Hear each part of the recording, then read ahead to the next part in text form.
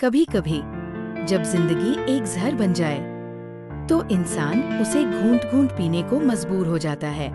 मेरे लिए वो पहला घूंट उस पेपर पर किए गए सिग्नेचर थे, ईरा, धीमी सांस के साथ। आज मैं ईरा सहगल बनने जा रही थी, एक ऐसे नाम के साथ जिसमें कोई रिश्ता नहीं था। आरव, काम, कूल। अब से तुम मेरी पत्नी हो, लेकिन सिर्फ कानूनी तौर पर। No romance, no drama, no questions. Ira के इनर थॉट। उसकी आंखों में कोई चमक नहीं थी, जैसे ये सिर्फ एक डील हो और मैं बस एक दस्तावेज।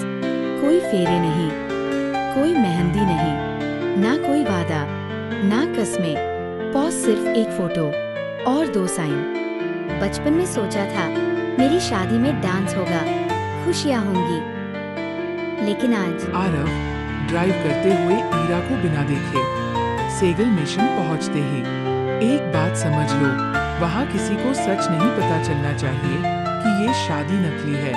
दादी अनिका सेगल उत्सुकता से, ईरा बेटा आओ, तुम्हारा ही इंतजार था। आरव ने कभी बताया नहीं कि तुम इतनी सुंदर हो, मानो आसमान के सभी तारे जमीन पर उतर आए हो। तुम्हें देखकर समझ आ जाता है, जिसके पीछे दुनिया भाग रही है वो तुम्हारे पीछे क्यों है। Ira awkward smile. नहीं दादी, ऐसा कुछ नहीं, ये तो बस जब देखो ऑफिस करते रहते हैं। वो तो मेरी किस्मत अच्छी थी जो इन्होंने खुद शादी की पूछ लिया, वरना मैं तो आने ही वाली थी आपसे मिलने। ईरा मन में सोच रही थी, दादी का प्यार सच्चा था, पर ये रिश्ता झूठा, और उस झूठ को निभाने का भार मेरे हिस्से आया। इसके बाद आरव और ईरा दोनों घर के अंदर चले जाते हैं। ईरा अपने कमरे की ओर बढ़ गई, जबकि आरव अपने विशाल कमरे में दाखिल हुआ। आरव का कमरा मानो किसी राजकुमार का महल हो। ऊंची ऊंची छतें, दीवारों पर सुनहरी नक्काशी, बड़े बड़े झूमर और खिड़कियों से आती ठंडी हवा में पर्दे लहराते हुए उस कमरे को और भी शाही बना रहे थे। वहाँ हर चीज एक शान और रुतबे की कहानी कहती थी। मुलायम रेशमी पर्दे, चांदी से सजे फर्नीचर और कमरे के बीचों बीच रखा हुआ विशाल बिस्तर, जिसे देखकर कोई भी पहली नजर में कह उठे, ये कमरा नहीं बल्कि किसी राजमहल का हिस्सा है। आरव दरवाजे से, कल से हमारी नई जिंदगी शुरू हो रही है, अपनी एक्टिंग मत भूलना, और हाँ, मेरे नाम का इस्तेमाल मत करना, मैं तुम्हें अपनी बीवी नहीं मानता।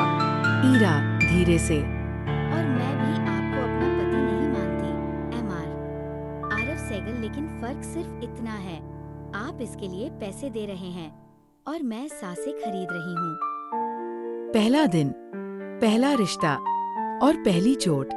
आरव सहगल एक रहस्य था और मैं उसकी नकली दुनिया का हिस्सा बन चुकी थी। ईरा फुसफुसाती हुई, शायद किसी दिन ये नकली रिश्ता मुझे असली दर्द देना शुरू कर देगा। लेकिन उस रात सेगल मिशन की खामोशी में किसी ने मेरे कमरे के दरवाजे पर दस्तक दी। जब खोला तो बाहर कोई नहीं था, बस जमीन पर एक गुलाब पड़ा था और उसके कांटों पर ताजा खून। कहानी अगर आपको पसंद आई हो तो चैनल को लाइक जरूर करें और ऐसी ही और भी रहस्यमयी कहानियां सुनने के लिए चैनल को सब्सक्राइब करना बिल्कुल न भूलें।